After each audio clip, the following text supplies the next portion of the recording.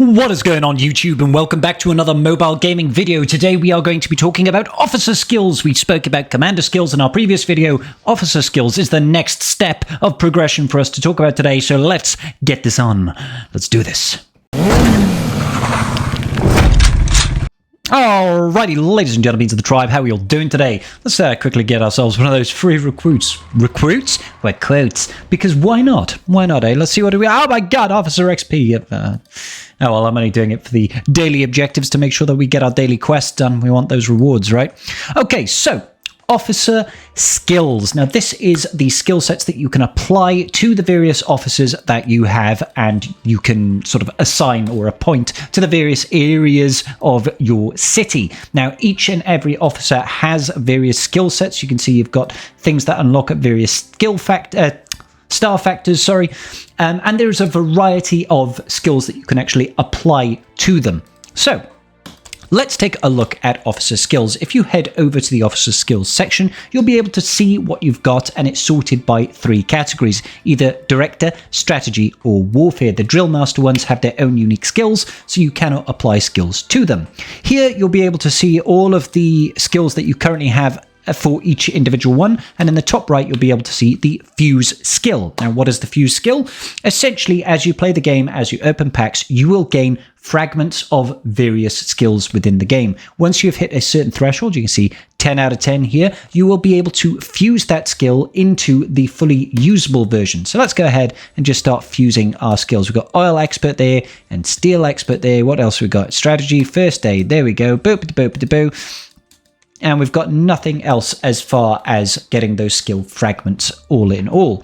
So you'll be able to see that some of them have got breakdown and some of them have got manage. The difference between this is the ones that have manage are skills that you have already applied to either your director, strategy, or warfare officers. So you'll be able to click through on this and you'll be able to invest in additional XP, which increases the efficacy of those skills. The breakdown, similarly, is what you can use to destroy the skill set to get a little bit of officer XP so you can reinvest. Now, typically speaking, I don't really recommend doing this straight away because the return is not fabulous, so maybe just hold on to them for now. Taking a look at the officers, like I said, you can only apply them to the directors, the strategy officers, and the warfare officers. The drill master ones all have their own unique skills that are pre-applied. You can see all over here, they've already got skills, so these are non-negotiable, non-changeable skills, okay? And that's not just for the legendary ones, that applies to all of the individual lower rarities, your commons and your rare officers. So you only really have to take a look at the director and strategy ones.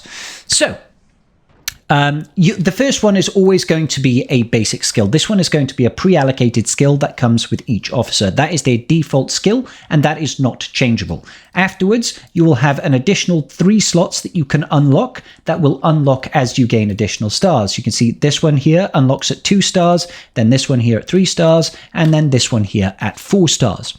Now, 5 stars is of course, 6 stars is of course the maximum, but that will unlock an individual, what they call a breakthrough skill, and that's only unlocked at 5 stars. We're not looking at breakthrough skills today, just the individual skills that we can see here. So let's take a look at a unit that we have that has a free slot, for example. Here we go, our Loreline over here. We've got a 3-star Loreline, and I haven't quite applied an additional skill to her. So when I click on it here, you'll be able to see all the available skills that we have currently available to us: fuel up, draft, first aid, medicine, reinforced fleet, and ally defense. Now, these are indicative of the skills that you have fused in your inventory earlier. So you can't, unfortunately, just apply willy-nilly. You can't just apply any old skill. You have to be able to have made it first and foremost before you can apply it. Now, each and every one, of course, has got a different benefit that you can see here. So fuel up, for example, for every 100 officer mastery, mobility and recovery speed increased by 1.1%. And that raises an interesting point here. Okay, so there are 2 stages at which the efficacy of the skill gets checked. Firstly, it checks to see what the officer mastery is. So on the individual officer, how much have you invested in that officer? What star level are they? What level are they? In particular, you can see mastery up here for my Loreline right now is 314. All right. So if we were to take a look at this raid level 1 skill that we have currently available to her, for every 100 mastery, she's gaining, a bonus 0.6% to fleet speed. Now, if I was to increase the level of that, the second bonus multiplier will increase. So essentially, you want your skills on your highest mastery officers, and then you want to invest skill points, you want to invest in the level of the attached skill as well to further increase the efficacy. Okay, so star count or mastery of the officer, and then there is the skill itself. They get leveled up and multiplied independently, essentially. All right. Now, when you have applied a skill to a character, you can forget the skill. You see here, forget level 1 raid. The skill will return some items. So if we were to remove, you can see we do get a standard level 1 raid item. Okay, so we can actually go back in and we can reapply that as we had no investment in it. Okay, if we were to have invested further in this, I imagine we would have lost the majority of that skill investment. So any sort of additional skill XP that you put in there would have been lost when you remove it from that character. So it's in your interest not to swap around the skills too much, because you will have essentially erosion of your skills as you do that more frequently. So as you're looking through and appointing your officers, make sure you only invest in long-term officers that you think are going to be of benefit.